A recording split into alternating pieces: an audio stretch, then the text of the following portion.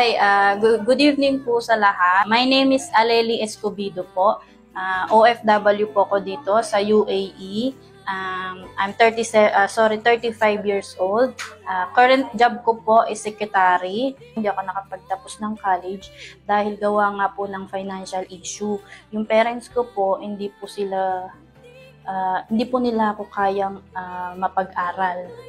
So, kailangan ko pong magtrabaho ng agad para sa pamilya ko, mag-support sa kanila dahil yung parents ko may sakit. So, ako lang po yung inaasahan nila.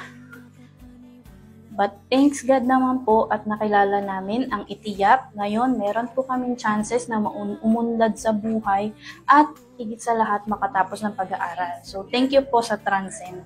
Super thankful po kami.